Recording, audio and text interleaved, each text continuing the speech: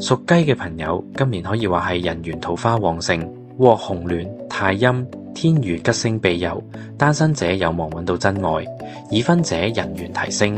事業上特別有女性貴人、太陰星照福，有機會升職加薪，特別利於從事女性市場相關行業。吉星力量強大，但陰煞代表容易被小人折墮，或者係背後作祟。解決防備方案，把握貴人，多與女性上司、同事或者客戶合作，或者尋求佢哋嘅建議同埋幫助，將獲得有力嘅支援。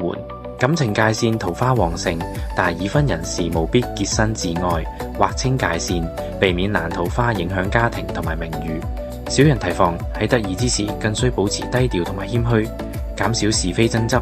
以免招惹陰煞帶嚟嘅麻煩。財運穩健，財運多為正，財穩定增長，應以長遠規劃為主，不宜過度投機，